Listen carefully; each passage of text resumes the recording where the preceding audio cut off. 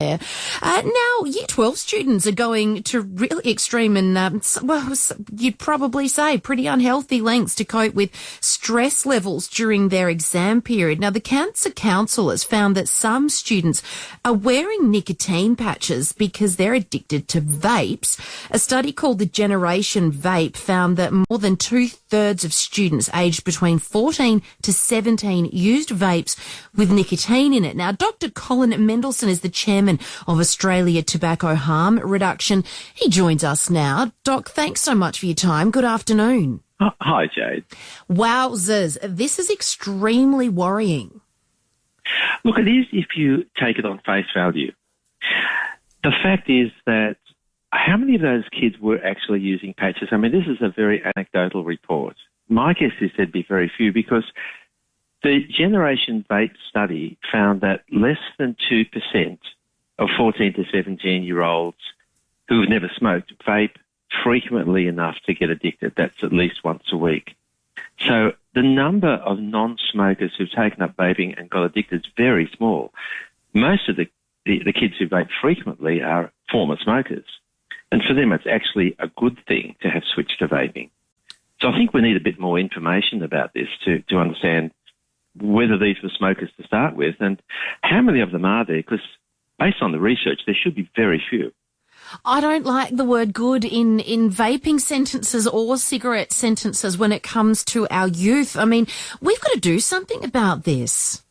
Look, we all agree kids shouldn't vape or smoke or drink alcohol or use drugs, but some will anyway. And the reason we've got this problem, Jade, is that we're not regulating vapes properly. We've got a rampant black market run by criminal networks, which is importing over 100 million illegal vapes a year into Australia, selling them to kids. And the problem is that we're not regulating it as they are in other countries. So the black market's gone out of control. What we need to do is make these products available to adult smokers who want to quit and reduce access to kids by having a legal, licensed, regulated market like they do in other countries. It's a free-for-all here, and this is just going to continue until we finally, regulate it properly.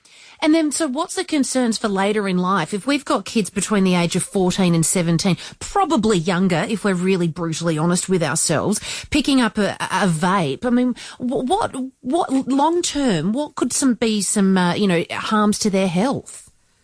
Well, it's very clear from the research that most kids who pick up a vape do so infrequently and short term. So very few actually go on to long-term vaping unless they were smokers and they're already addicted to nicotine and they need it to keep off cigarettes. Mm-hmm. There's very little evidence of harm in the medium to short term from kids who have taken up vaping, and we've had it now for 10, 15 years. Look, we don't know the long-term risks of vaping, obviously, and we have to wait another 10, 20 years, but the evidence is that it's highly likely to be considerably less than smoking. And of course, it's better to have fresh air, but the reality is that we're dealing with kids who are programmed to try these things.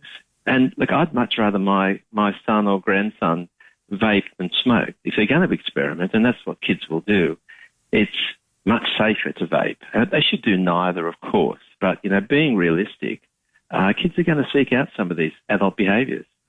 What about wearing a nicotine patch, though? I mean, turning to that, what does that do to a teenage body?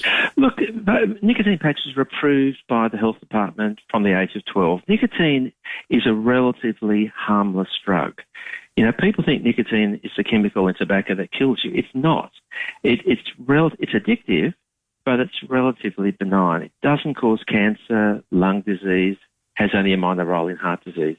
What kills you is all the tar from burning tobacco. And vapes don't have those chemicals, or they have a very small number of chemicals in very low doses. So yes, there's some risk. They're not risk-free, but they're far safer than smoking. Are you supportive of them?